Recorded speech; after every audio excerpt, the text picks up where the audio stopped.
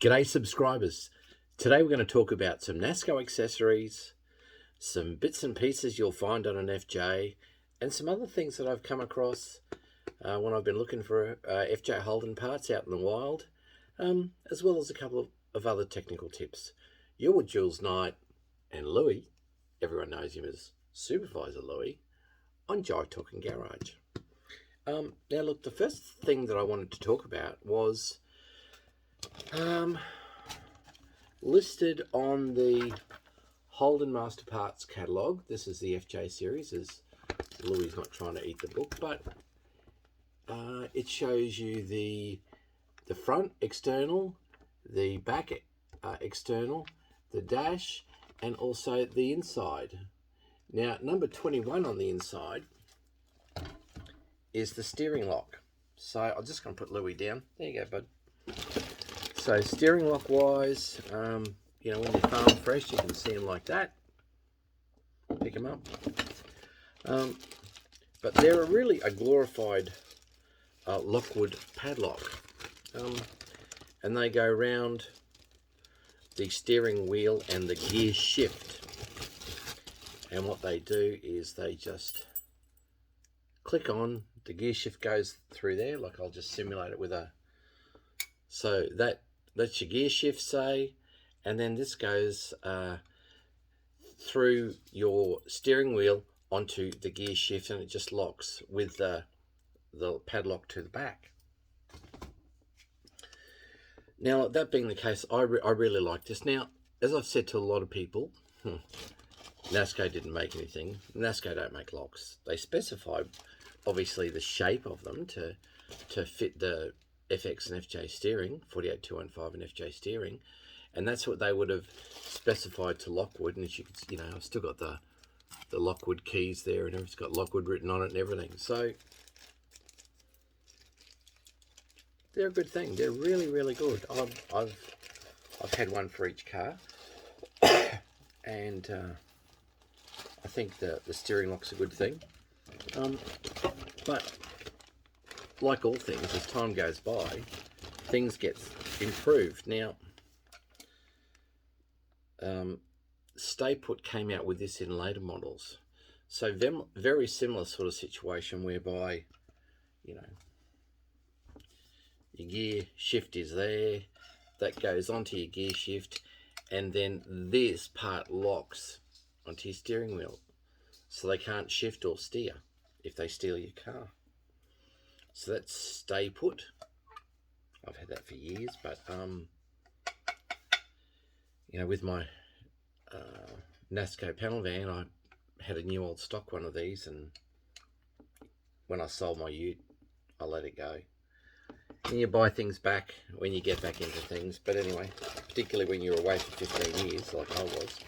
So they're the two types of steering locks that you can get that'll do the job for your early Holden. But, you know, there's a few different models of these depending upon, you know, FB, EK, EJ, EH, and so on. So, look, really good things to have. So that's the steering lock. So I like that. Now I just wanted to show you patterns. Now with the Len lock for the 48215 and the FJ, you know, you will know that that's got this type of slotted pattern on the Len lock pull-to door handle. So that works quite okay. But if you see this type of pattern at a swap meet, and you can get them for a reasonable price, they're exactly the same size. So that will actually do the job for you. Well, if you don't have anything, and let's face it, if you've got something, you can do something with it. If you got nothing, you got nothing. So, you know, I know that one's farm fresh, and I just grabbed it because it was, excuse me, cheap as chips at the time. But that was a really good thing, and I enjoyed grabbing that. So, excellent buy, made by Len Lock for Nasco. When you got them, grab them if you can, if you got nothing, because everybody goes home happy. Exact same dimensions as the 48215. Now, when we were doing my FJ, and Russell Tronk, who used to own Fulcrum Suspension, geez, that's time, did my front suspension for me and so on, front and rear end. He did a spare set of kingpins for me to sit on a shelf in stock. I gave him all the oversized pins to use and all that sort of thing. But that's what a kingpin looks like. You know, grease nipples on one side, grease nipples. No grease nipples there, but so in older cars you'll see them at an AHF sanctioned rally. They'll do a safety check. So what they're doing is they're checking for play going that way, and then checking for play going that way. This way would be wheel bearings, that way would be kingpins, to see, you know, it. Obviously they're nice and tight because they're brand spanking new, but that's what they look like. So you've got, you know, nuts through here for the upper outer and the lower outer, where the wishbones go through for your top and bottom control arms. And then that's sort of how they keep it together. And, you know, bearings obviously get fitted to here. And then this where your wheel rotates on, or your drum gets fitted up, and then your wheel rotates. So that's what a kingpin looks like for the uninitiated. They're probably, I don't know, 6 kilos? Bit of an idea. Anyway, a decent, sturdy piece of kit, kingpins. So, and obviously you need 2 for each job that you're doing. So Honky Tronks did those for me. Oh, by golly gosh.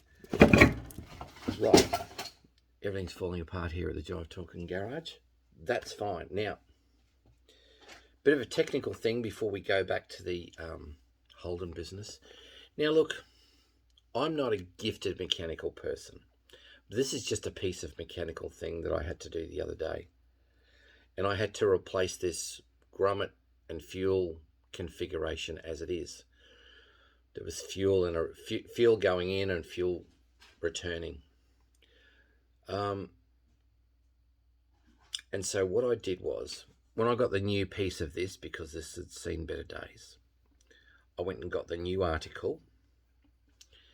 And then first thing I did before I even touched anything or undid anything is I took a photo of how it looked. So worst case scenario, I could put it back to how it was.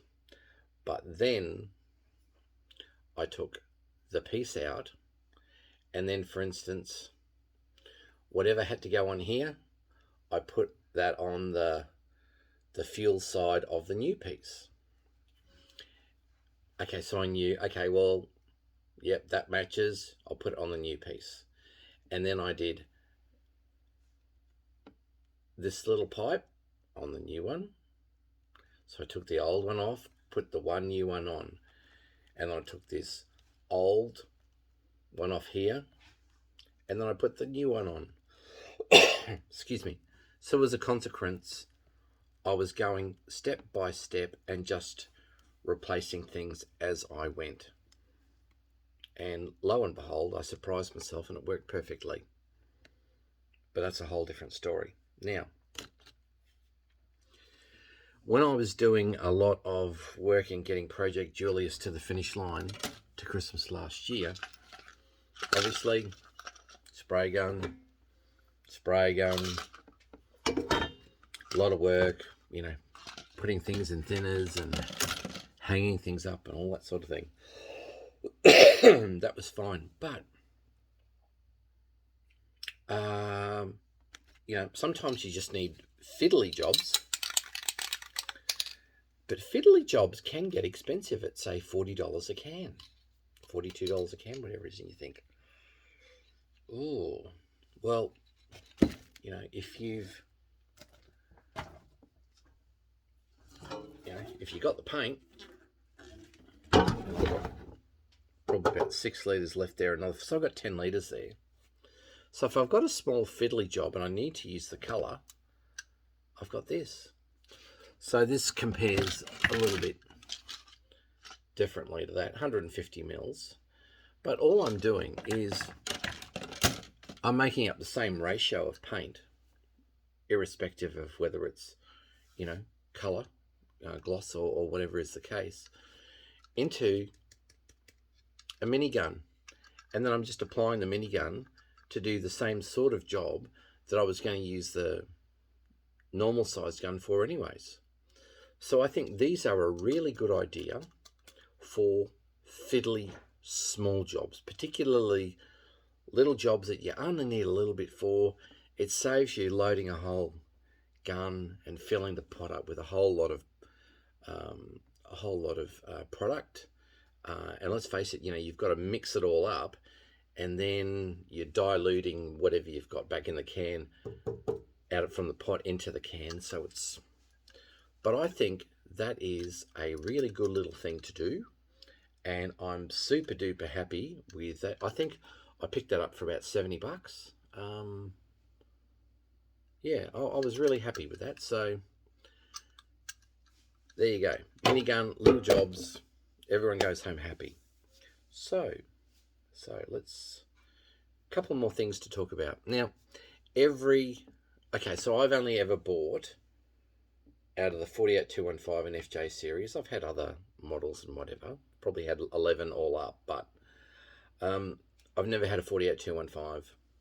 And during the latter term of the 48215, the bonnet emblem was changed to this bird. So this is item 25, hood ornament on the Nasco accessory list for the FJ Holden. So in this case, for those that don't have a bird, and I'll also talk about how to fit them if you don't have them. A lot of standards didn't have the bird, so these would come standard on. Okay, these were when I say standard, I'm meaning standard equipment on a special.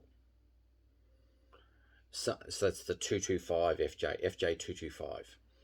Now the 215 standard or the 217 business stand may not have one. If you paid the extra money, you got one. The same also applied for the ute and the panel van. If you paid your extra money, you got one. You do see them without them. It's just, whether people paid or whether they didn't. But they are a two-piece configuration.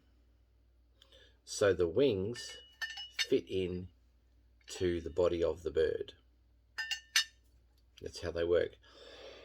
Now they're a cast situation, and they're hollow inside. They're susceptible to pitting. So both of these ones are pitted. The one on my FJ is pretty good. It's all right. But this one, 4 out of 10. That's okay. But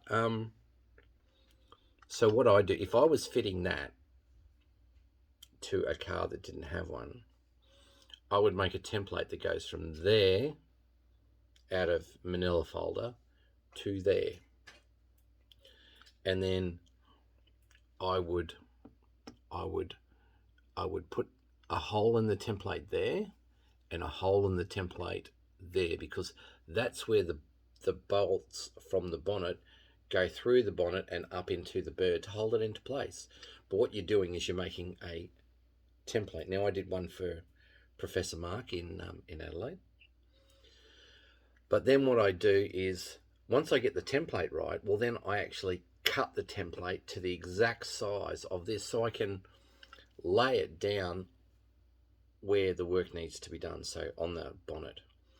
And so then I would actually get this right, and then with the template underneath of it, because I know that that hole and that hole are right.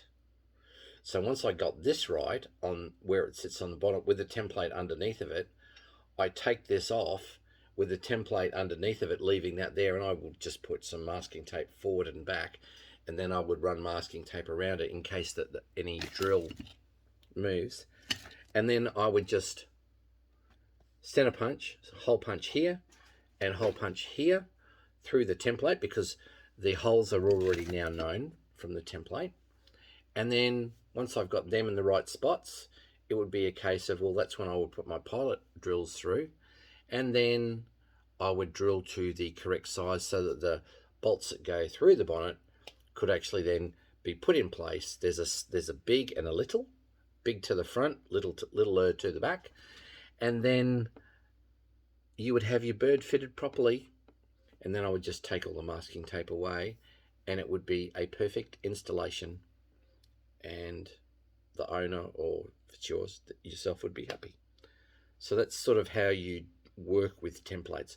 I'll probably do an episode when I've got something and show you guys how to work with templates, but I learned a lot with David Johnson on templates, and that sort of set me up probably as a 30-year-old guy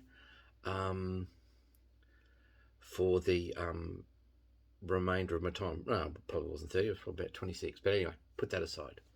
So the last thing that I've got to show you is an article I got from a General Motors Holden's dealership. It's about 1985, I suppose.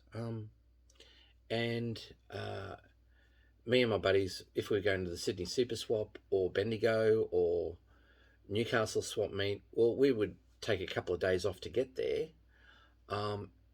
Say, for instance, if it was a Saturday swap meet or a Sunday swap meet, well, we might, during the course of the Friday, drive through country towns and, knock on the door at the Holden dealers and say, hi, I'm just stopping by and seeing if you've got any Holden gear. Now, I remember going to Coonabarra brand, and believe it or not, they had a brand new crown wheel and pinion, and they had a this and they had a that, and my buddies were buying up a lot of stuff. And really, the dealership just wanted to get rid of it.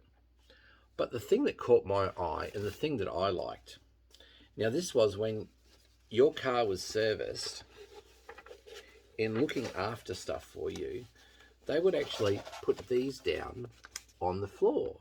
So this was part of the General Motors maintenance program as far as their service was concerned. But as you can see from the bottom there, they're showing their dealership, and in this case it was Coonabarra brand. Now I really liked that. I thought, oh, I'm going to get me that. And this is all they had, so this is what I bought. I think when I went to the first Nationals by myself, with no buddies, my own car, I wasn't pit crewing anybody, I wasn't doing anything, just me, it was in Bacchus Marsh in 1990, and I think that's when I had them on the floor, so it was I tried to make everything a bit flash, because the car was built out of new old stock. But there you go. So what have we covered tonight? Tonight we've covered kingpins, we've covered technical tips, we've covered small spray gun, we've covered pull-to door handles for later models that can be used on an FJ, we've covered the steering lock, we've covered the later model steering locks, and we've also covered number 25, the hood ornament. So there's been a fair few things there, but don't forget, if you can, like this was my replacement, so this is my spare.